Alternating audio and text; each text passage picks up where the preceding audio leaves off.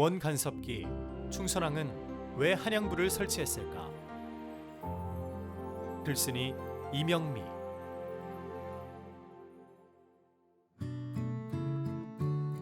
남경에서 한양부로.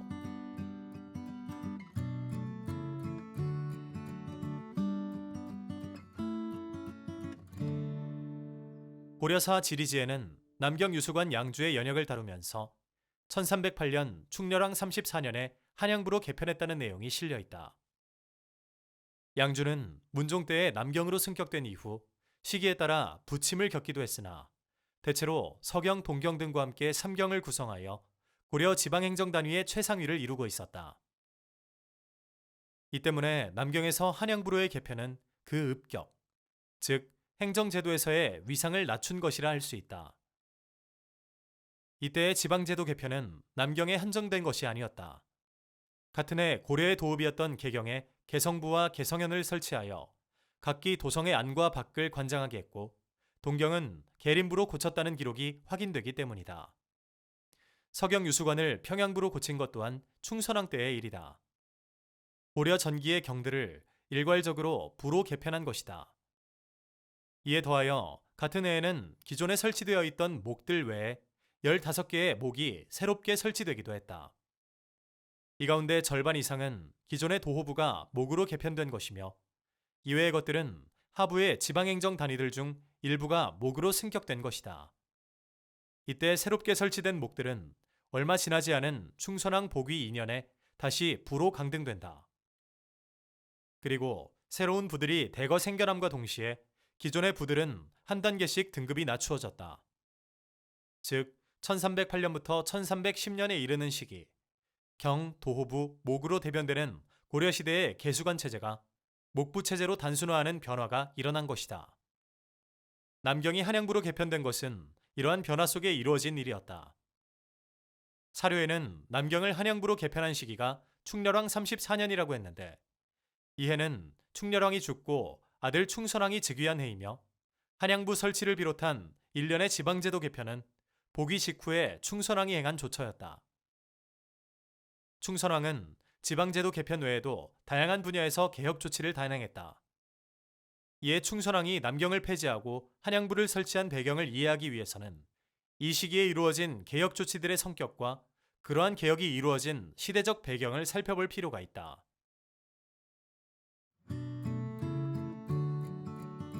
고려, 원관계와 원간섭기 고려의 권력구조.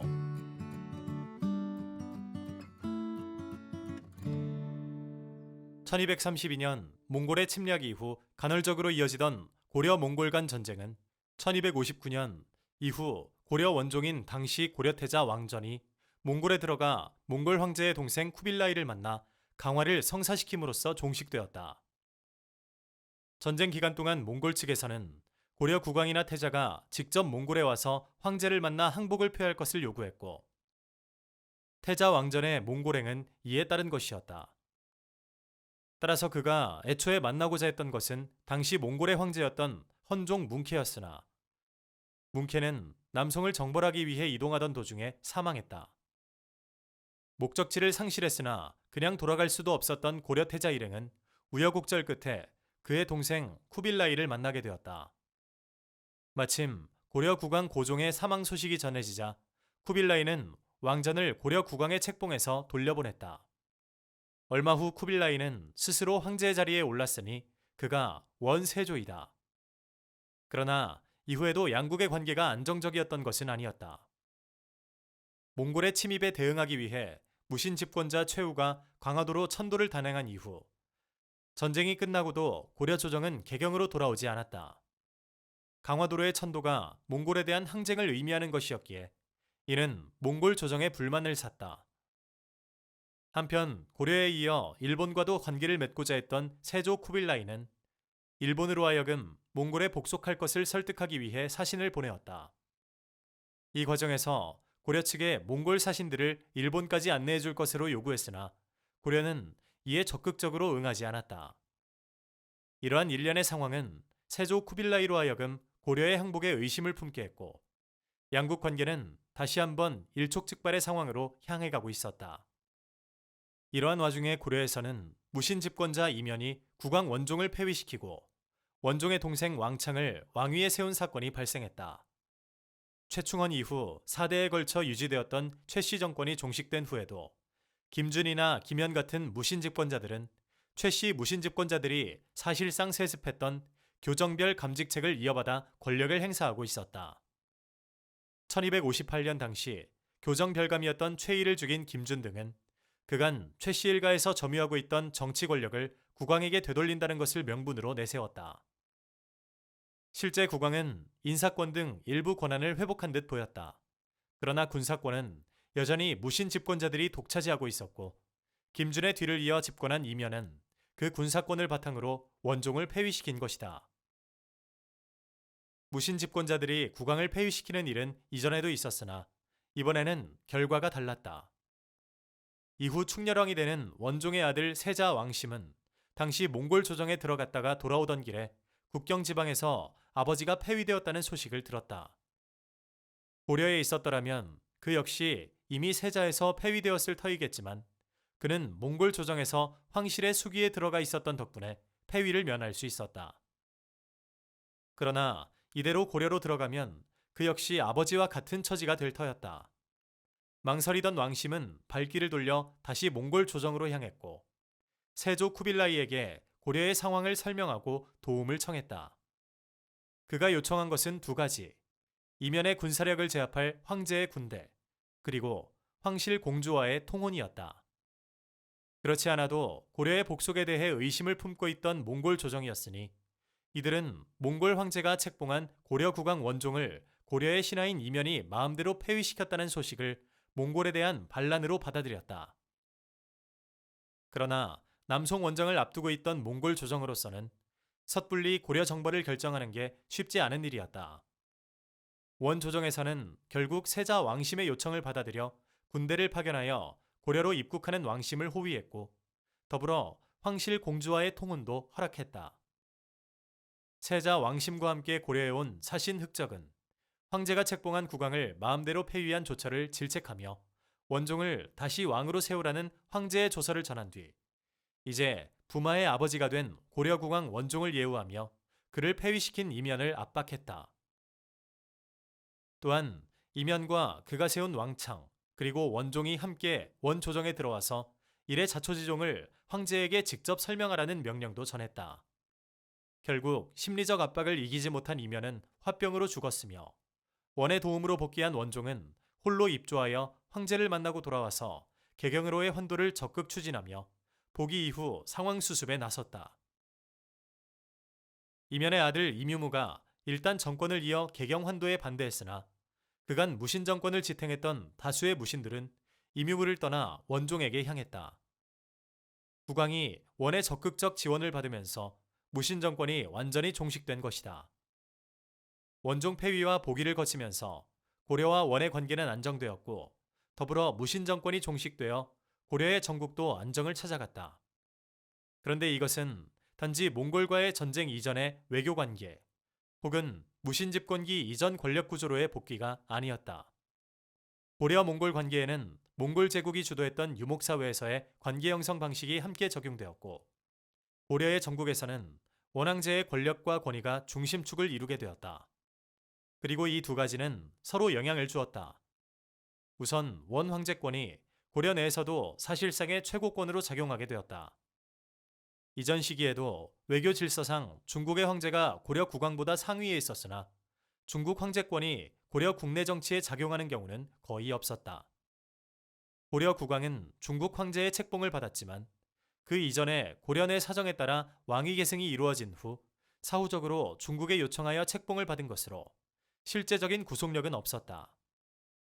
무신 집권자들이 고려 국왕을 마음대로 폐위시킨 것도 이 같은 상황에서 가능한 일이었다.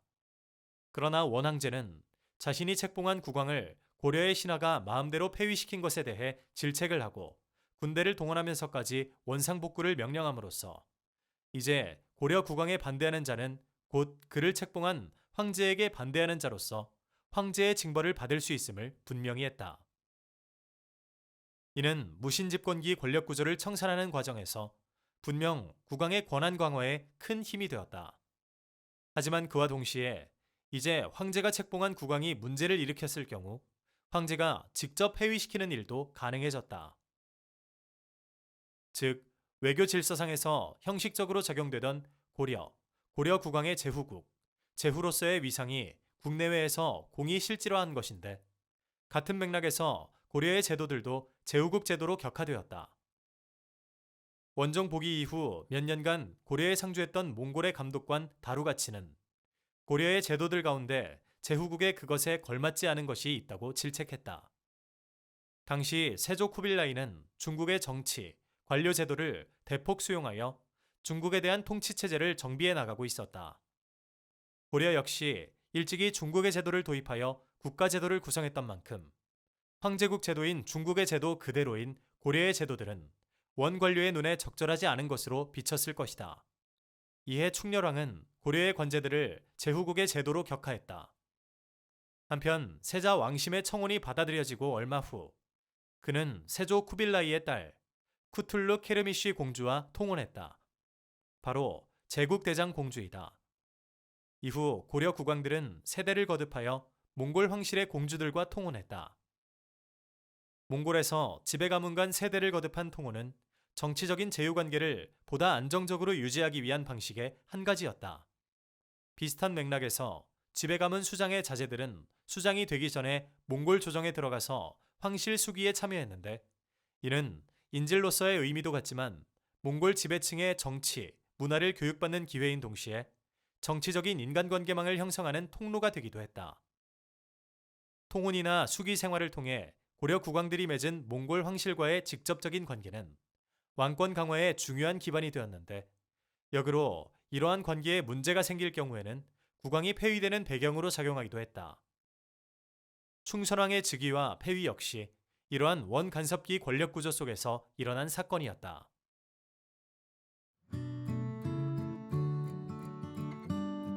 충선왕의 즉위와 폐위.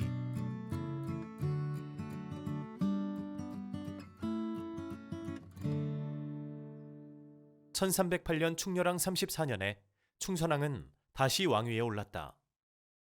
충선왕이 처음 왕위에 올랐던 것은 10년 전인 1298년의 일이었다. 그 전해에 충렬왕은 원황제에게 표문을 보내어 아들에게 왕위를 물려주고자 하니 허락해 줄 것을 요청했고, 이 요청이 받아들여져 이듬해 정월에 세자 왕장이 고려 왕위에 올랐다. 그가 충선왕이다. 그로부터 다시 7개월이 지나 원에서 온 사신들이 충선왕에게 원조정으로 들어올 것을 명하는 황제의 조서를 전하면서 충렬왕을 다시 왕위에 오르게 했다. 이로써 즉위 후 8개월을 채우지 못하고 충선왕은 폐위되었고 왕위를 물려주었던 충렬왕이 복위한 것이다. 충렬왕이 왕위를 물려주고자 했던 것은 스스로의 의지라기보다는 내외적인 압박에 따른 것이었다. 먼저 원과의 관계에서 문제가 발생했다. 그의 장인이었던 원 황제 세조 쿠빌라이가 1294년에 사망한 후 그를 이어 쿠빌라이의 손자인 테무르가 황제 위에 올랐다. 성종 테무르 즉위 직후에는 별다른 문제가 없었으나 얼마 지나지 않아 원과 고려의 관계는 경색되었다. 고려 측 사신들은 원 조정에서 자리의 순서를 놓고 다투어야 했고, 충렬왕이 요청한 몇 가지 사안들은 일단 거부되기도 했다. 이러한 양국 관계의 경색은 성종 테무르가 즉위하는 과정에서 발생했던 계승 분쟁에서 충렬왕이 테무르가 아닌 다른 왕족을 지지한 결과로 이해되기도 한다. 이러한 가운데 충렬왕의 아들이자 고려 세자였던 왕장은 성종의 조카딸과 통혼했고, 이어 정치적 활동을 시작했다. 당시 충렬왕은 측근들을 중심으로 정치를 운영하여 신료들의 불만을 사고 있었는데, 부왕의 측근 정치에 대해 부정적인 인식을 갖고 있던 세자 왕장은 이러한 신료들의 불만을 받아들여 주었다. 그 결과 많은 신료들이 세자를 중심으로 모여들었고, 이러한 상황은 충렬왕에게 부담이 되었다. 그 와중에 1297년에는 충렬왕의 부인이자 원세조 쿠빌라이의 딸이었던 제국대장 공주가 사망했다. 세자 왕장은 공주의 사망이 사실상 충렬왕 때문이었다고 판단했다. 그가 공주를 두고 궁인 무비를 총애하여 사냥을 일삼았기 때문이다. 이에 세자 왕장은 어머니의 상을 치른 후 충렬왕이 총애했던 무비를 비롯하여 이 상황을 방조하거나 부추겼던 충렬왕 측근 세력들을 대거 처벌했다.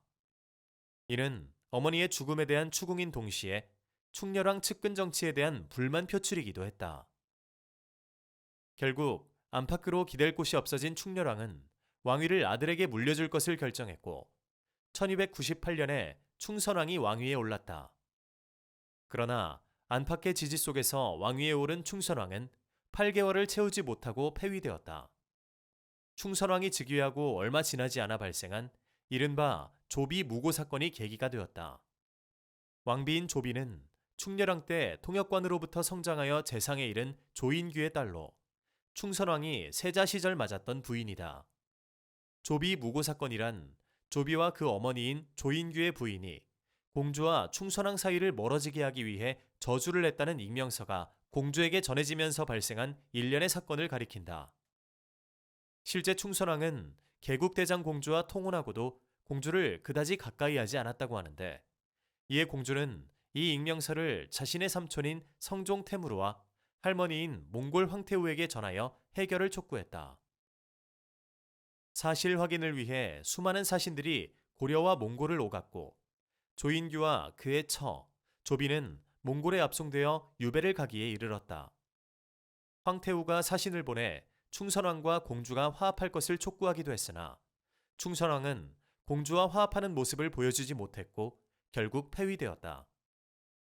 충선왕이 폐위된 데에는 또 하나의 이유가 있었다. 충선왕은 즉위 후 여러 조처들을 행하는 가운데 충렬왕 때 개편되었던 관제를 다시 개편했다. 충렬왕은 고려의 관제가 제후국 제도로서 적절하지 못하다는 지적을 받고 일련의 제도 격화를 단행했다.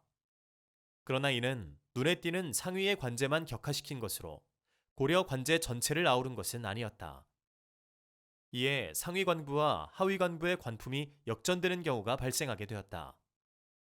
충선왕은 원의 관제를 기본으로 하여 문제를 해결하고자 했는데 이 과정에서 원의 관제와 동일하게 개편되었던 관제를 다시 복구시킨 사례들이 발생하게 되었다. 이러한 조처는 충선왕이 원에 반발하여 그런 것이 아니었지만 양국 간 관계의 중심이라 할 수 있는 공주와의 관계가 원만하지 못한 가운데 행해진 충선왕의 이러한 조처들은 원의 불만과 의심을 샀고 이는 충선왕이 폐위된 이유 중 한 가지가 되었다. 충선왕 복위 후 개혁과 한양부 설치.